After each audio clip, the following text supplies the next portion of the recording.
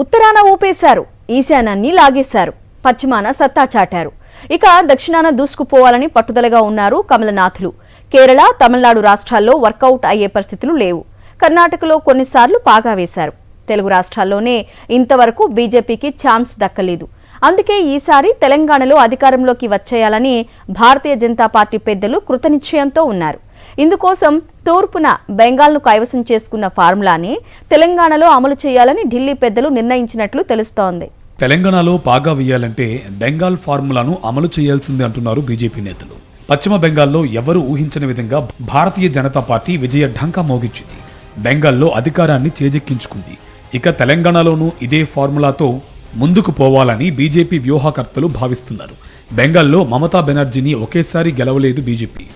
2021 ఎన్నికలకు ముందు మమతా బెనర్జీ పార్టీలో ఆమెకు కుడిభుజమైన సువేందు అధికారిని తమ పార్టీలోకి లాగేసుకున్నారు. మమతా వ్యూహాలు ఎలా ఉంటాయో సువేందు ద్వారా అవగాహన చేసుకుని వాటికి ప్రతి వ్యూహాలు రచించారు. అలా ఆ ఎన్నికల్లో ప్రతిపక్ష హోదా సాధించారు. ఈ ఎన్నికల్లో ఏకంగా అధికారాన్ని దక్కించుకున్నారు. తెలంగాణలోనూ అధికారం దక్కాలంటే ఇక్కడ ఉన్న ప్రధాన రాజకీయ పార్టీలు సువేందు అధికారిని వెతికి తమ వైపుకు తిప్పుకోవాలి. అతని ద్వారా ఆ పార్టీ వ్యూహాలపై అవగాహన పెంచుకోవాలి. అయితే ఇక్కడ ఓ చిక్కుంది. పశ్చిమ బెంగాల్లో అయితే తృణమూల్ కాంగ్రెస్ వర్సెస్ బీజేపీగా వార్ నడిచింది. తెలంగాణలో ఆ పరిస్థితి లేదు. ఇక్కడ భారత రాష్ట్ర సమితితో పాటు ప్రస్తుతం అధికారంలో ఉన్న కాంగ్రెస్ కూడా బరిలో ఉంటాయి. అంటే వచ్చే ఎన్నికల్లో ముక్కోణపు పోటీ తప్పదు. మరి బెంగాల్ ఫార్ములాను అనుసరించాలంటే ఇక్కడ ఏం చేయాలి?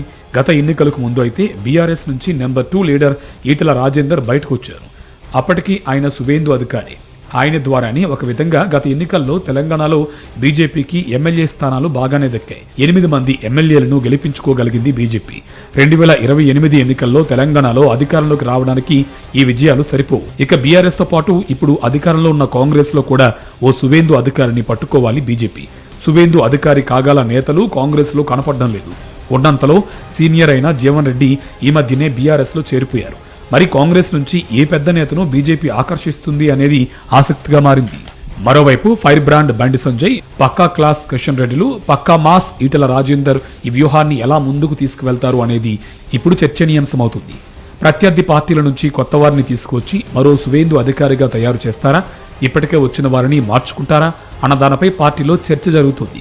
బెంగాల్లో కేవలం సెటిల్మెంట్ పోలరైజేషన్ నడిచింది. కానీ తెలంగాణలో కుల రాజకీయం నడుస్తుంది. Reddy, Velama, BC, SC, ST ఈక్వేషన్లను తట్టుకొని బీజేపీ ఎలా నిలబడుతుంది అనేది అంతు చిక్కని ప్రశ్న. తెలంగాణలో ముక్కోణపు పోటీలో ఓట్ల చీలిక ఎవరికి పట్టం కొడుతుంది అన్నది ఇప్పుడే చెప్పలేని పరిస్థితి. అయితే బీజేపీ వ్యూహకర్తల ఆలోచన ఒక్కటే. ప్రతి ఎన్నికలోనూ తమ పరిస్థితిని మరింత మెరుగుపరుచుకుంటూ ముందుకు పోవాలన్నదే వారి వ్యూహంగా కనిపిస్తుంది.